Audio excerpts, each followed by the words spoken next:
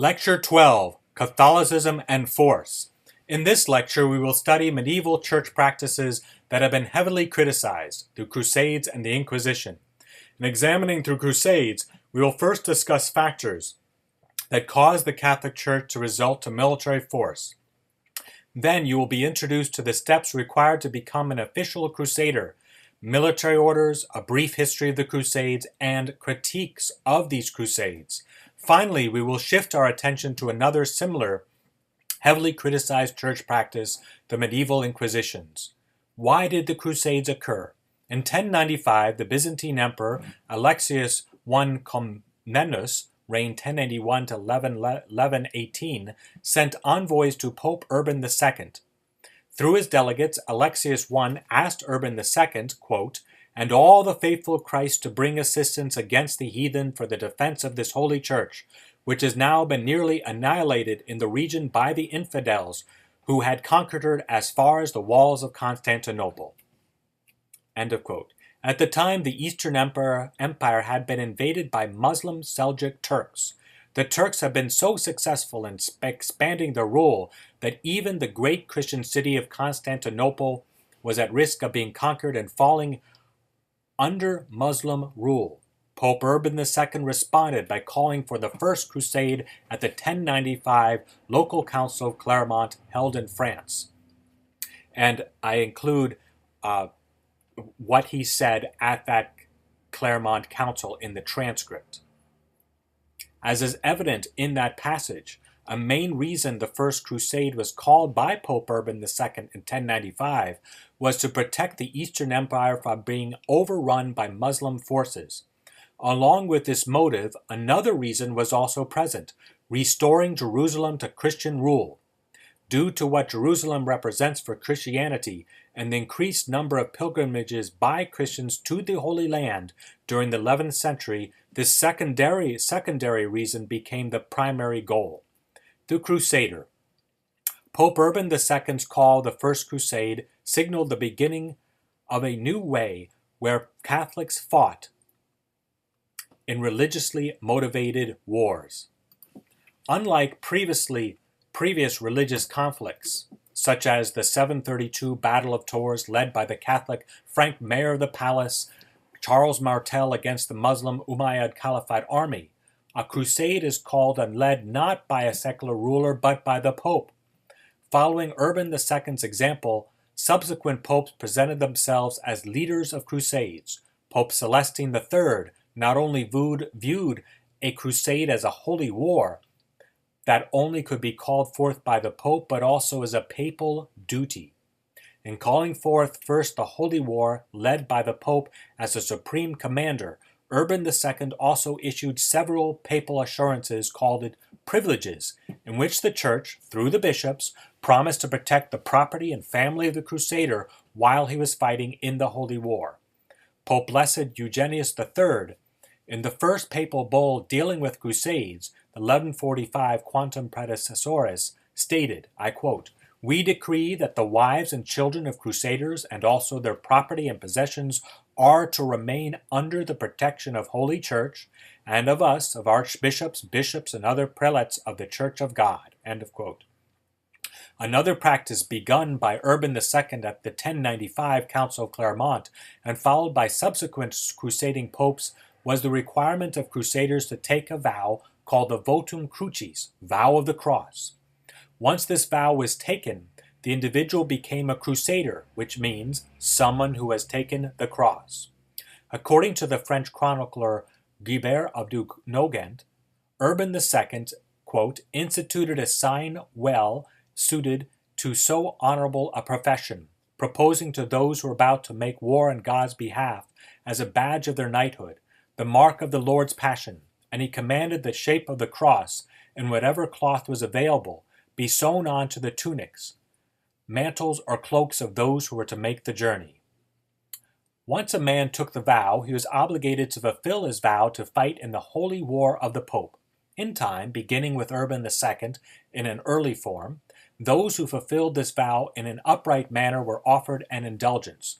According to the indulgence, a crusader, relying on the Church, was offered remission of the temporal punishment he had acquired for his sins.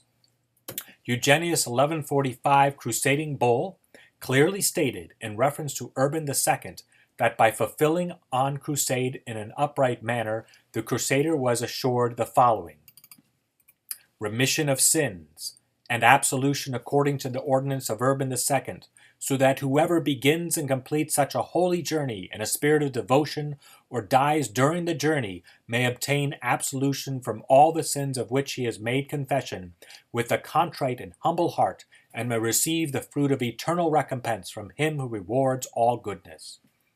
Military orders. Some crusaders belonged to Catholic military orders. A particularly famous military order was the Knights Templars. Members took promises of poverty, chastity, and obedience. The Knight Templars not only protected pilgrims en route to the Holy Land and the Holy Land itself, but also set up a system of banking in which a pilgrim, which also included crusaders in its definition, could deposit money at one location and then at another location in his route to the Holy Lands could retrieve his money. Upon collecting his money, the pilgrim was charged a transaction fee. This military order and its banking system was disbanded by Pope Clement V in 1307. The Pope disbanded the Knights Templars after the French king, Philip IV, falsely accused the knights of grievous sins and imprisoned them. Some he tortured and burned at the stake. Philip IV slandered the order, since he owed money to them and wanted money to fight his wars against England. The Grand Master James of Molay was one of those whom Philip IV unjustly burned at the stake. History of the Crusades. We will begin this section with a summary of those who ruled over the land in which Jesus was born. At the birth of Christ, the Jewish people living in Judea were ruled by a Roman-controlled king, Herod the Great. 2 years after King Herod died, the Romans founded in 6 AD the Roman province of Judea. When Constantine converted to Christianity in 337, the same year of his death, the Holy Land became ruled for the first time by a Christian emperor. During an Arab conquest from the 630s to 640, the Holy Land fell under Muslim rule, which lasted up until around the middle of the First Crusade in 1099. Crusaders ruled over the Holy Land in varying degrees until 1291, when once again the Holy Land fell under Islamic rule. Islamic Holy Land rule lasted up until the end of World War I, when the Islamic Ottoman Empire was dissolved. A few years after the war, World War I, 1914-1918, the British Mandate over Palestine began in 1922. The British Mandate over Palestine lasted from 1922 to 1948, the very year when the Jewish state of Israel was founded. Now we will turn our attention to the various Crusades. Since it is not always easy to distinguish between the beginning of one crusade from another, scholars offer different ways to distinguish one crusade from another. Here we will divide the Crusades into 7.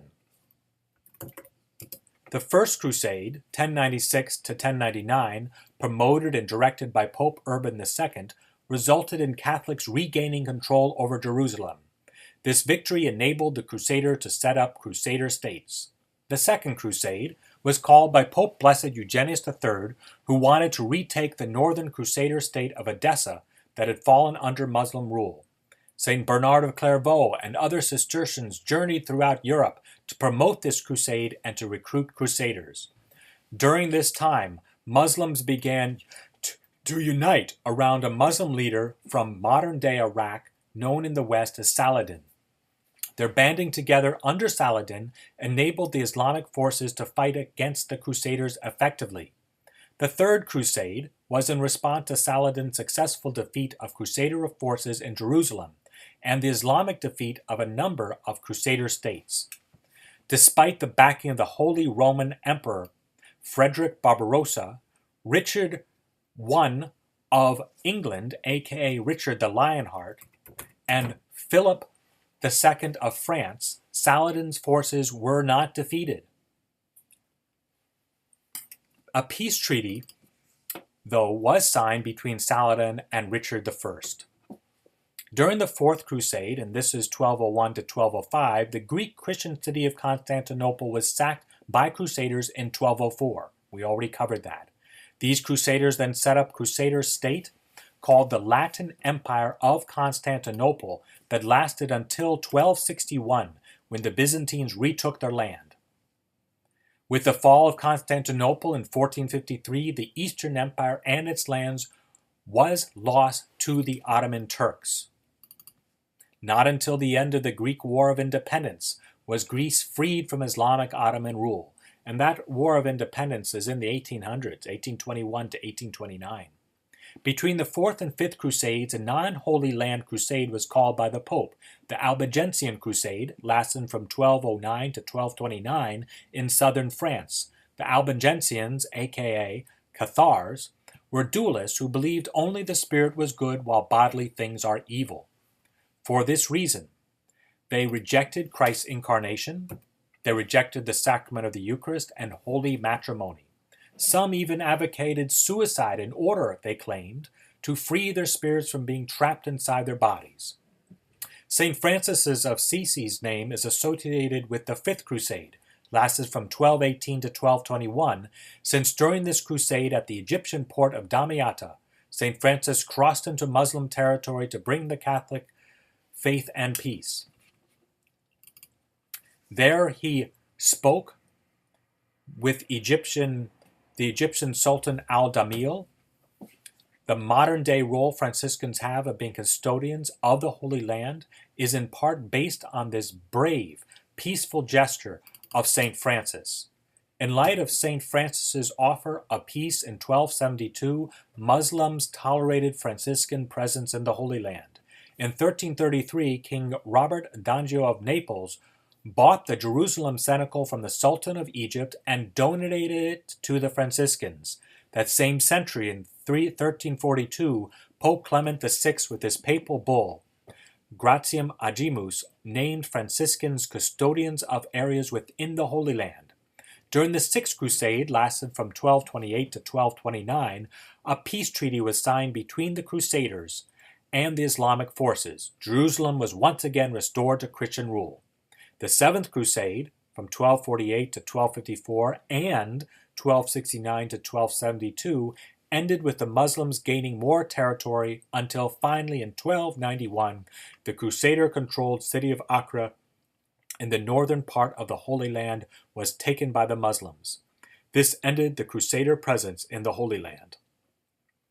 Critique of the Crusades. Stephen Weidenkopf, in his article Modern Myths of the Crusades and How to Refute Them, Various Interpretations of the Crusade, responds to 5 popular critiques of the Crusades.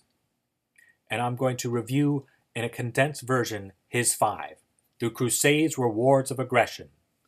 Weidenkopf argues that according to historical record, the Crusades were primarily defensive wars by Catholics against Islam's imperialistic ambitions and aggression.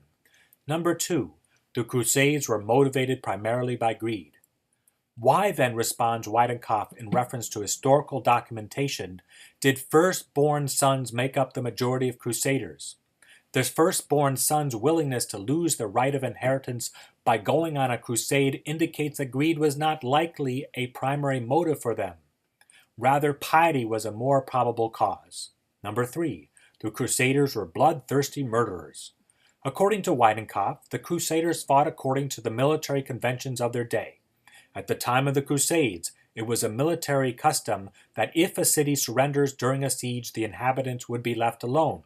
If the citizens do not surrender, as occurred during the First Crusade, the inhabitants were killed.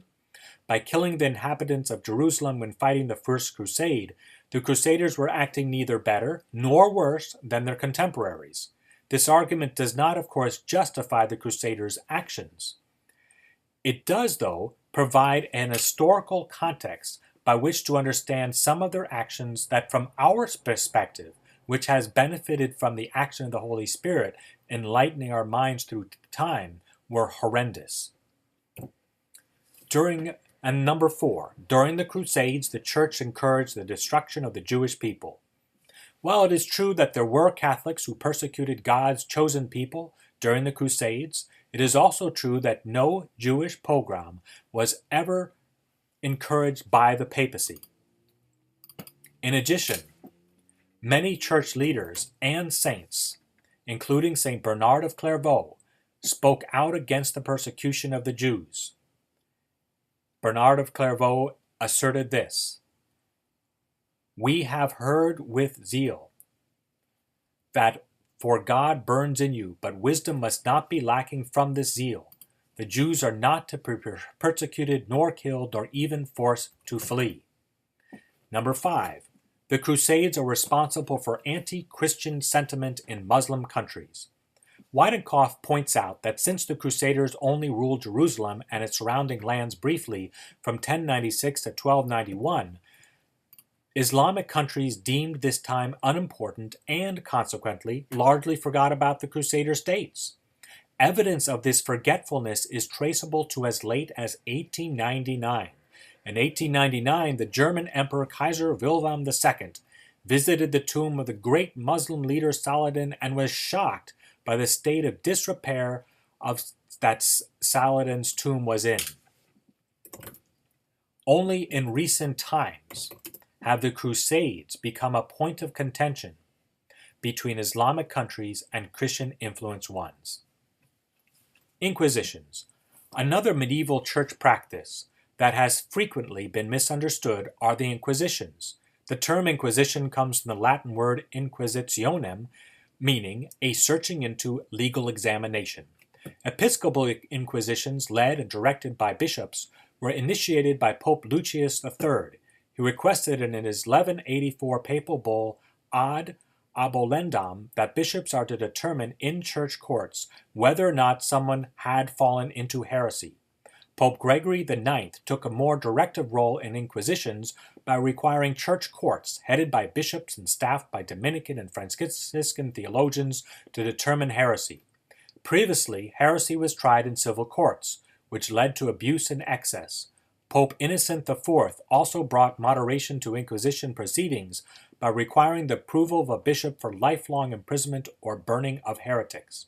Clement V went one significant step further by asserting that all court decisions dealing with heresy are to be submitted to the bishop for his final approval, otherwise the charges are void.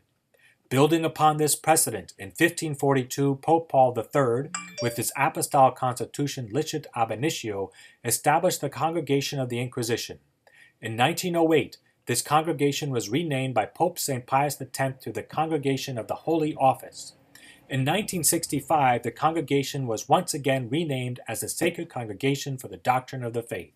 Finally, in 1983, the adjective sacred was dropped from the title. Currently, it is called the Congregation for the Doctrine of the Faith, or CDF for short. A few commonly overlooked aspects that Stephen Weidenkopf points out include the following. Number 1. The Church never killed anyone during the Inquisition, since her role through the Inquisitor was to bring about conversion. Number 2. Catholic Church courts during the time of the Inquisitions were more humane and moderate than civil courts, as is evident, among other sources, in Bernardo Gui's Manual for Inquisitors. According to this medieval Dominican inquisitor, the use of torture, while not prohibited, was discouraged. It was to be used as a last resort. Only if the inquisitor failed was he to hand over the unrepentant heretic to civil authorities. Number 3, trials were carefully recorded. And number 4, when torture was used in terrible ways, as it was done by civil authorities, such as by Spanish during the Spanish Inquisition led by the Spanish monarchs. God bless.